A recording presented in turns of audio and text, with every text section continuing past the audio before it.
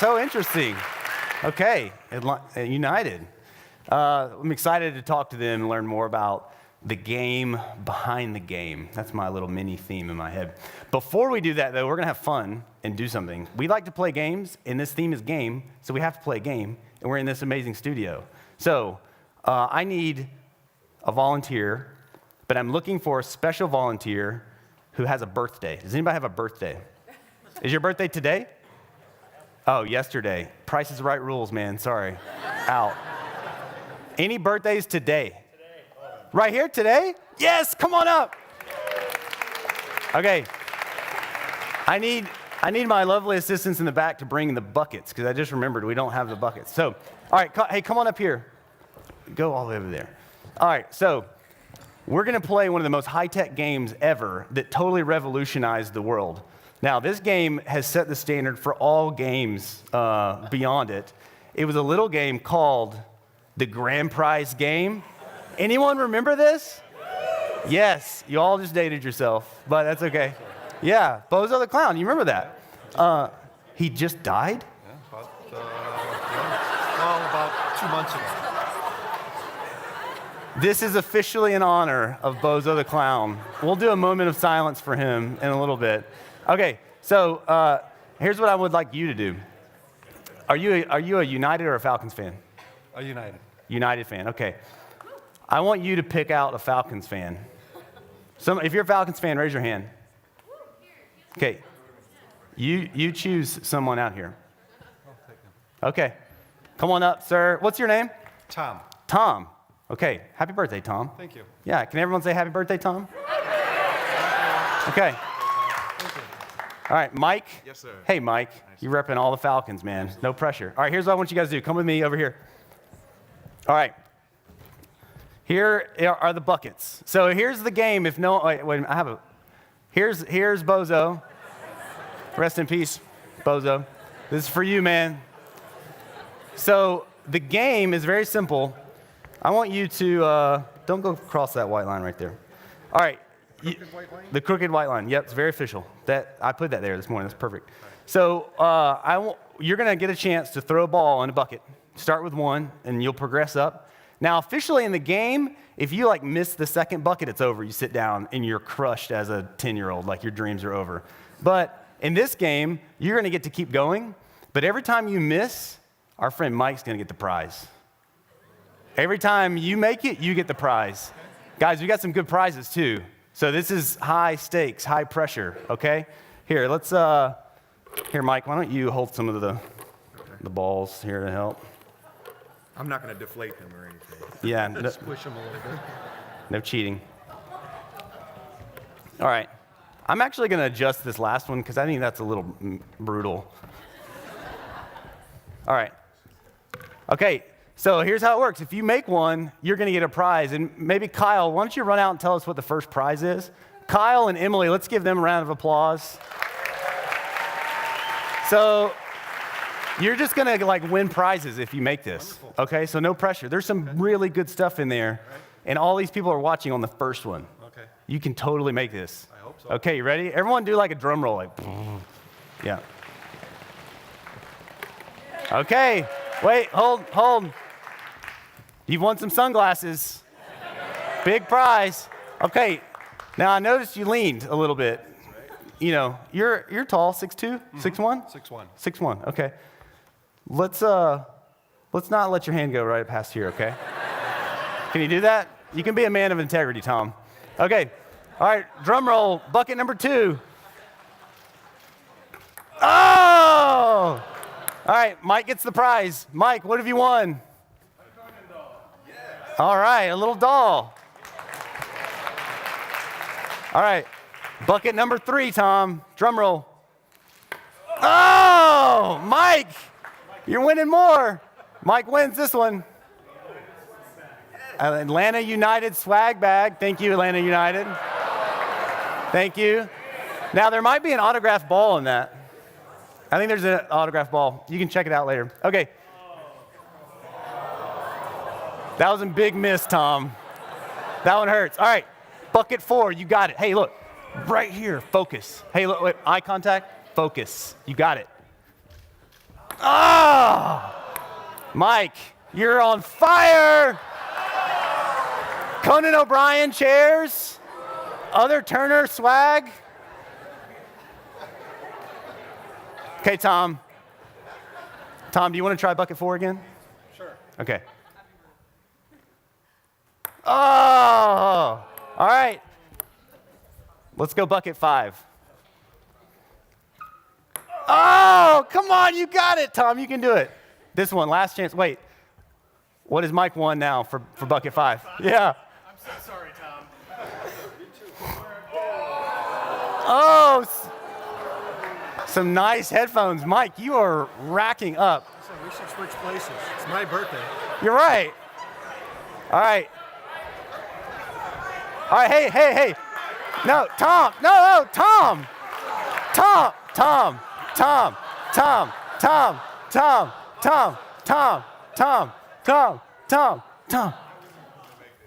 Oh! Yeah! All right, Tom, you nailed it. You won an Apple TV. All right. Way to go, guys. You did it. All right, let's give them a round of applause.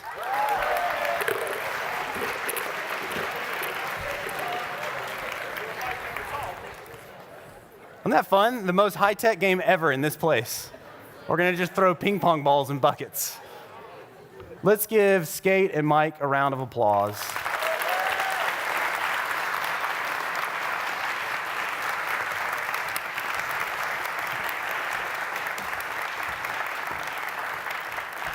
Hey, guys. How's it going? Welcome. I feel like we missed out on the buckets. I thought about going like Jimmy Fallon and letting you guys compete. That would have been fun, That huh? would've been fun. Maybe afterwards. Okay, so I have a question to start off with you, Skate, because you're sitting closest. So I would like to know more about your background because you've had an amazing career as an athlete and now as a professional. So was there ever a moment when you were a kid that you knew that soccer was going to be your path? Did I know it was going to be my path? I always enjoyed it. I was a super, very hyperactive, still pretty hyper to this day, hyperactive kid. So my mom enrolled me in every sport possible just to try to wear me out at night, and it still didn't work. But I fell in love with the game when I was probably 7. I remember playing and not wanting to leave the field and wanting to be out there I had a bunch of cousins that were all guys that they actually lived next door. It makes me sound like a total country bum, and I was. But as I grew, I started realizing that soccer was, it was my family, it was my network, and I loved it. And then when I broke my neck in 2006, it was this massive reality check of what next? Who else are you? What's your identity outside of sport? And I divorced the game and left, and went and worked in the venture capital world, and actually was in South Africa doing some nonprofit work. And I had a moment there where the game was brought back to me, and it was a bone-chilling moment. And it was I saw the power of soccer on a global level and how it really does change people's lives. And I realized at that moment it didn't matter how far I ran. The game found me again, and I found the game, and here I am. Wow. Still in it. That's awesome. I love that. So, Mike, similar question for you. Yep. So, was there ever a point when you were a kid that you just thought, okay, design, photography, creative endeavors are my path? Is there a moment you can tell us about? I wish I could say I knew that was the path and I had this vision from day one, but I really didn't. I just kind of fell into it. Early on, I was always really creative, and my mother introduced me to pastels, and my uncle into charcoal drawing. So I was always into creating and drawing, and then I got into short story writing when I was in middle school, and then I got into music and played in a band and was recording and writing music, and then I went to school. And I realized they had this design program, and it kind of married. When I was with the band, I was doing the flyers and logo work and stuff like that. So I kind of found a little niche there and fell in love with it. And it didn't click that I could get into sports with design until I actually ended up in sports. I think my portfolio project when I graduated college was a New York Giants CD-ROM. So I kind of put the connection there a little bit. But I still didn't know that there was a path that I could carve out a niche to design in sports until I got a call from one of the guys I went to school with at Full Sail, and he was working for an agency in Chicago that was doing pro sports web design, and they were about to bring on the Giants as one of their clients. So he reached out to me, and I ended up getting that job, and that was kind of how I connected sports and design. It was never on the radar, and I fell into it, and I've been there ever since, and I wouldn't change a thing. So what was it like when you got a call from the Falcons to join the team? Tell us about that experience. Yeah, so when I was with the agency, the dot-com bubble burst, and the Falcons were one of my clients, so I had a relationship with them a little bit. And then I was unemployed doing freelance work for about a year, and then the Falcons and the Lions called in the same week. So I had interviewed with both, and I was really debating where I wanted to go, and I ended up choosing Atlanta, and I wouldn't change a thing. I've been here. This is going to be my 17th season. Wow. Okay, Skate, so back to you and your story. You've had a lot of resilience and perseverance and overcoming that injury. I'm interested to know, what did you apply from the skill of the game, like what you learned in performing as an athlete, to your professional career? Oh, man. That's a good one. I think I've always grown up in a team environment. So everything I do, it's my team at work. Everything is team-oriented, and knowing and understanding what your role is and doing it to the best of your ability, and then having the trust in my teammates still, to do their job and to do it really well, and then everything kind of comes together. But there's also a confidence aspect, too, of knowing who you are, what you stand for. It's the same thing, sport transcends into your professional life. So for me, the confidence aspect and the teamwork aspect are two big things. And also, it's just, I like to win. I'm not fun to be around if I lose. So the competitive aspect of it. And so wanting to be the best, striving to be the best from, the team aspect. And it's been really fun, for just, Atlanta as a whole, with watching the game grow here and, smashing records. So that's, I think, for all of us, the competitive spirit, the team that we have. So that's great. Well, let's talk a little bit more about that, because I'm fascinated with, how did you guys do it? What was the game behind the game to get the Atlanta United franchise launched? It didn't exist. There was nothing. And it seems like all of a sudden, even in this crowd, there was more United fans than Falcons fans. So how did you, from scratch, create that fandom?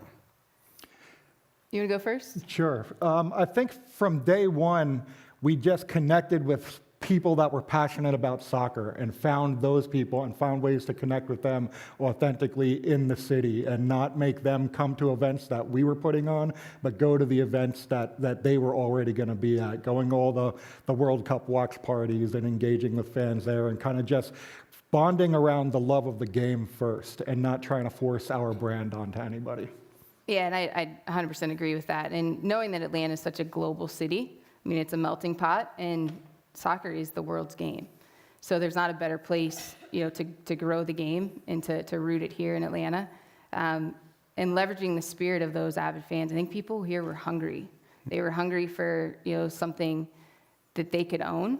And so it doesn't matter, the story that we tell, it doesn't matter if you're from Atlanta, you're from somewhere else, you love soccer, you don't love soccer. The story that we tell weaves all of that together and unites them around the pitch. So, for us, leveraging the spirit of those avid fans, like Yep. Benford said, and then, connecting emotionally with people on, the game fits Atlanta. Were you guys surprised? Did you expect it to take off like it did, or were you totally surprised? We were joking backstage. I still don't think people are going to show up at the games. I stand there every match day, and then people on my team skate. The game is sold out. There's 71,000 tickets that are out the door. I'm like, they're still not going to show up. So, there was a moment, the first game at Bobby Dodd. I was standing there, and I was really, really excited. It was a bummer. Yeah, you couldn't open it, Mercedes-Benz Stadium, but Bobby Dodd has got so much history behind it. So there's, to me, first time I walked in the stadium, you see all the metal benches and the sounds that I know, vibrating off of that. I knew it was going to be an incredible atmosphere. But I was staying outside, and I remember the march coming down, and I just stood there, and it was like this sea of like red and black coming in, and it was a chilling moment for me. And it's still every match day, shoot, even on a Tuesday morning, I'll be at a coffee shop and I'll see someone walk in an Atlanta United t-shirt, and it's, holy smokes, they know what it is. Yeah, a lot of people do. Yeah. Yeah, I see a hat over there, so I'm gonna give props to the guy over there. So I want to know more about the process to create the identity. I'm a branding guy. There's a lot of people here that were interested in little things like the logo and the name and the colors. So can you give us more of what that experience was like the progression of it and how some of those decisions were made? Yep. So early on, when we first came out, it was MLS Atlanta 2017. We didn't even have a name or a team yet.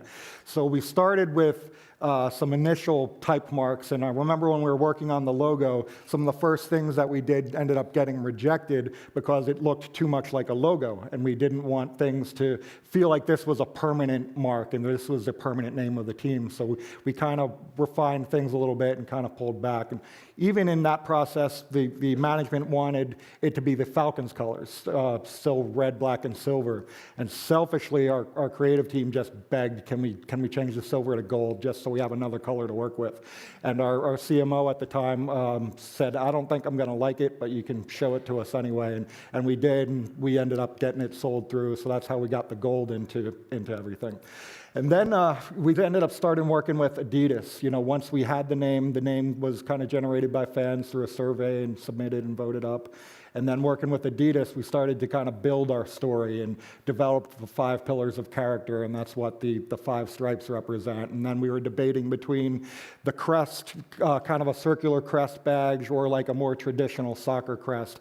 And we kind of leveraged the city seal from Atlanta and kind of went with that circular shape to tie back to the city a little bit. And using the strong, kind of dominant A referred back to the strength of the city. So we wanted to always kind of pull inspiration from the city of Atlanta and let that kind of drive our vision. That's great. That's fun to hear the backstory on that and how decisions were made. Was Arthur Blank involved in that? Yeah, he was absolutely involved. Not in the weeds, but he typically lets the experts do what he's hired them to do. But when he's got opinions, you know. So he didn't pull out a pen and pad and start drawing what he wanted? No, okay, no. That's good. Good to know. We're lucky like that. Yeah. Management lets creatives be creatives. That's great. Okay, Skate. So similar type question, but I'm interested in one of the things that's different about soccer culture than American football is the chants, right? Like people are constantly standing, the fan section's going nuts. You don't really sit at the game. How did the chants get created? Because they didn't exist 2 years ago, it seems like, but now there's these things that everyone knows and they all scream and say. So did the fans create those chants, or were they created officially from the club? Well, is there anybody in here that's in a registered supporter group by any chance? Anyone? Awesome. Okay, good. Saw some hands. Otherwise, that would have been really awkward. It's the global game. There's this unique culture that's almost intimidating to a casual fan. Soccer can be intimidating, but the supporter culture, that drives the energy within a match. And so when we actually started, our first, call it our coming out party, was actually 2 years ago, two or 3 years ago this weekend, so Inman Park Festival. And we participated in the parade there. And part of it was, we had a couple different, supporter groups that came to it and joined us in this march. And I think at the time we had 6 or 7 full-time staff. And so it would have been pretty awkward for 6 or 7 full-time staff to be walking in this parade. But, the supporters and some of the founding members joined us. And, chants and cheers you see them no matter what, country you're in at a soccer match. And they evolve, and every group has their own. And what's incredible and it's spectacular about our supporter groups is on match day, you can't tell one group from the other. They literally unite behind the 5 stripes and chant and cheer together. And you can't tell someone who's in a recognized supporter group from just a regular season ticket holder there. And that's what makes that atmosphere incredible. So from a chant and cheer perspective, they are created by the fans. And, we might, be hanging out with them and try to, help a little bit. But at the end of the day, it's fan driven. And that's what makes this brand so special, is we really do listen to the fans, encourage the fans, and help drive that message. That's interesting. How do you balance that? Like, how do you have official rituals like the Golden Spike? From my perspective, seems like that was something that was more like officially club generated. How do you balance like an official idea versus a fan suggested idea, and how do you decide which one to really promote and push out there?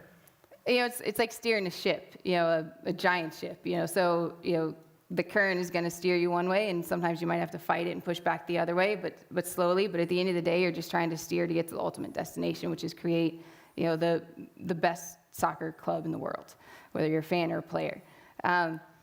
Some of the traditions, yes, were club driven, like the Golden Spike. I'm sure many people in here know the story behind Atlanta, and they say that if that first railroad the hub hadn't been built here in Atlanta, we would just be another frontier town. It wouldn't be what it is today. And so me not being from Atlanta and learning the story about Atlanta, and when you're trying to build this brand of Atlanta United, it's really important to understand the city's history and where we are. And there is this, this spirit from, the original kind of settlers of Atlanta that decided to take it beyond just, that one point that connected to the Midwest. It was, let's connect all these little other towns here and around, milepost 1,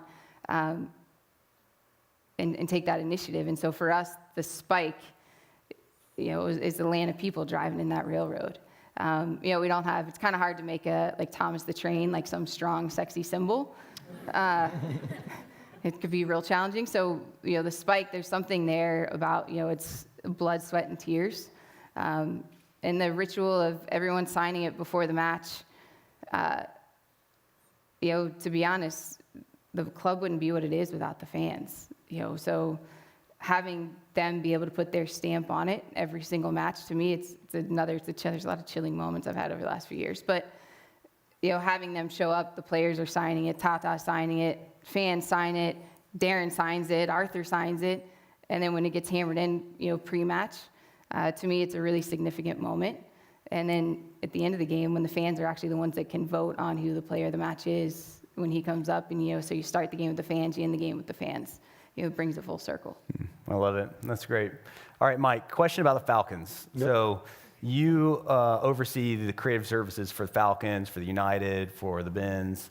What's it like crossing over? Tell us what the unique differences are for each group and how you think about it as you oversee it and creative direct it. Let's hear this one.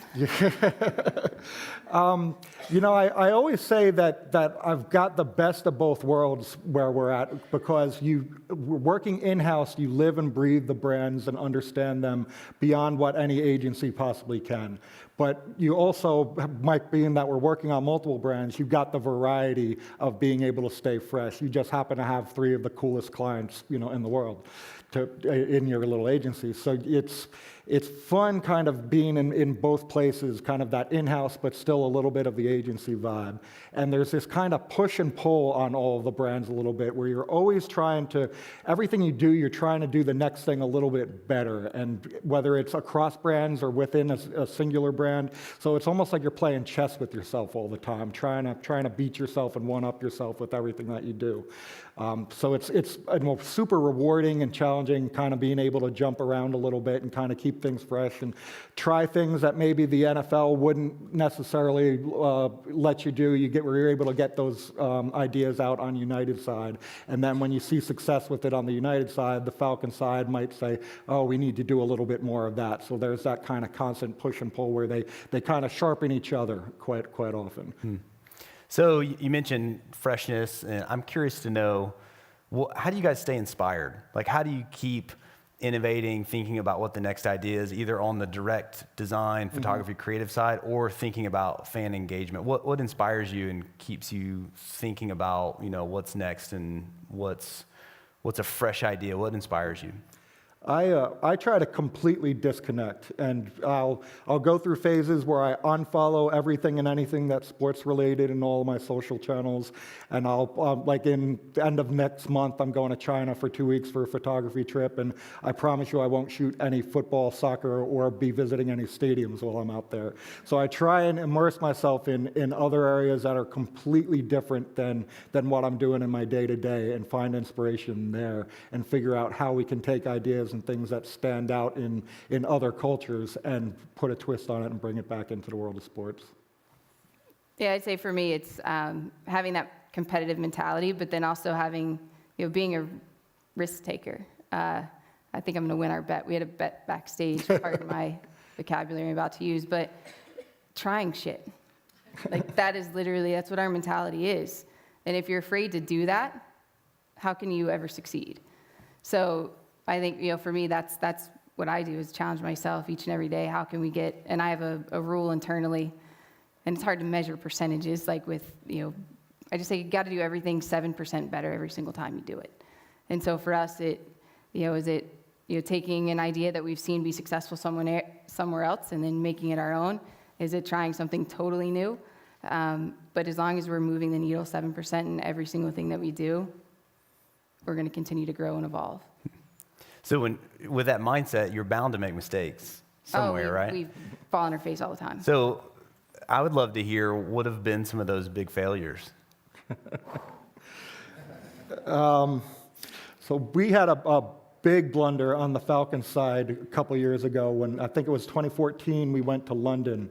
And we were doing some infographics that kind of showed our path where we flew from Atlanta to Baltimore and then from Baltimore over to London. And during the course of resizing some of those graphics, one of the layers didn't get grouped and didn't resize. So we posted a graphic that said London, but it showed that we were going to Spain.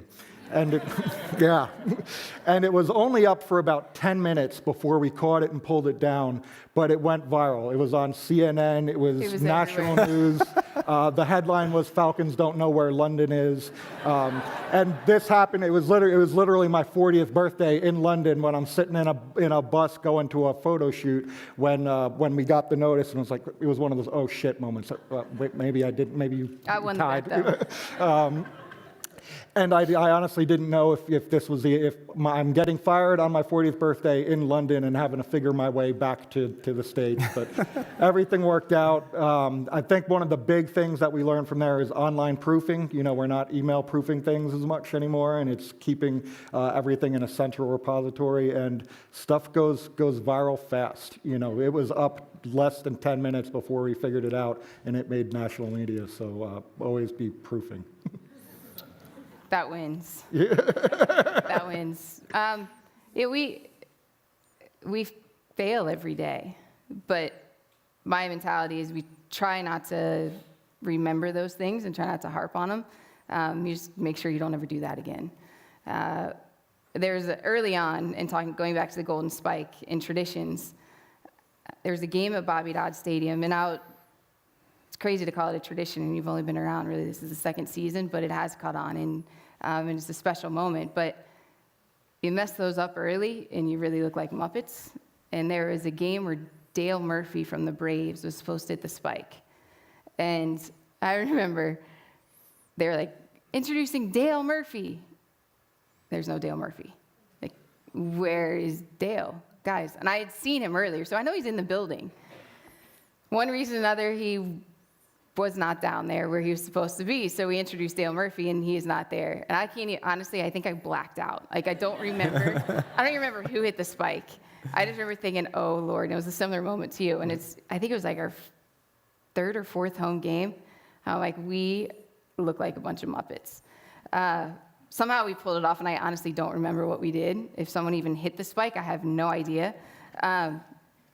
But it's one of those things where, you fail, you learn from it, and you move on. I think, too, with the United side, we had the national anthem issue at Bobby Dodd one time. Oh, yeah, that was an amazing one. And that was an experience that went viral for a good reason, because the supporters and the fans kind of took everything over when the audio system wasn't working. Was anyone at that match? Oh, wonderful. Wow. One shining moment right there.